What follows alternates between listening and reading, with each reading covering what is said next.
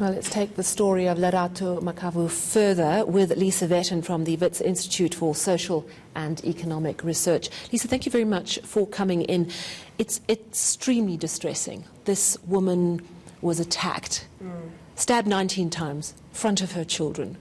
And the NPA says they're confirming whether the man was released after filing, because he filed a counter charge against his wife. I only see one person who was attacked in terrible distress. Precisely, and if you attack because you're defending yourself, you don't stab somebody 19 times. That means if you can stab that long, it means you're in a little bit of a frenzy of rage, which doesn't really suggest you're in fear of your life. So I think this is an extremely odd decision which really needs to be looked at more closely.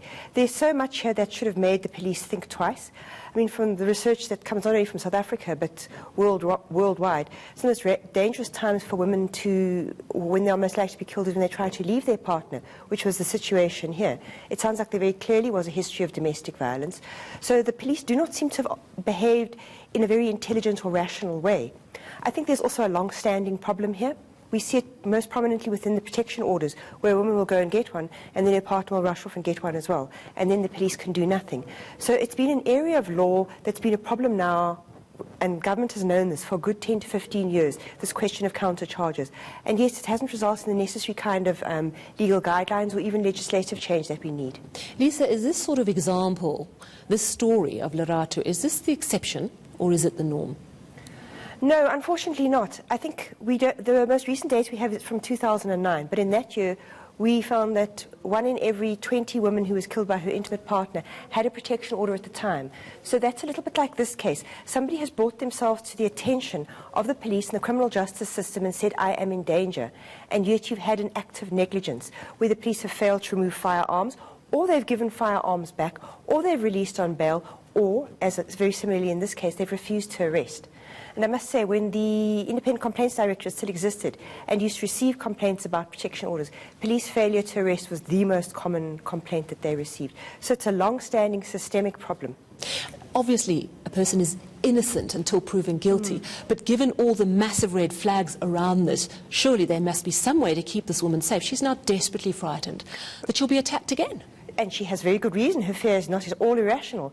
This, I think, really shows, we've spoken a lot about femicide in the last couple of weeks, but I think many of our interventions have been things like longer jail sentences, and possibly in this case would have applied no bail. But we haven't thought more broadly about how do we help the police to start to identify what are high-risk situations. And quite clearly this case had them. Previous history of domestic violence, tried to leave her partner, and now he's laying a counter charge. That should have immediately raised red flags for the police and made them think we should not be releasing him. And there's a real gap in their training, their curriculum, and I think their supervision, that they're not being trained around how do you identify risky situations where potential homicide is involved, and where you make sure you do not increase the likelihood of somebody dying. I mean, they should be thinking right now, what steps can they take? Is there possibly a panic button, or is there a number that they've given her of somebody she can contact immediately within the police force should he reappear? I mean, there are active steps they should be taking, but it sounds like they're too busy explaining why they didn't do what they didn't do. And for Lerato and her 2 children, there's a mother who's terrified, not only for herself but for her children. What should she be doing to protect herself in what seems to be an absence of protection and care coming from the authorities? Well, this sounds very hollow to say she ought to go back to the police, but I think she should go to possibly the station commander or the provincial commissioner, somebody who is senior, and say, there is this history, there is this risk, this has happened to her, he's likely to come back.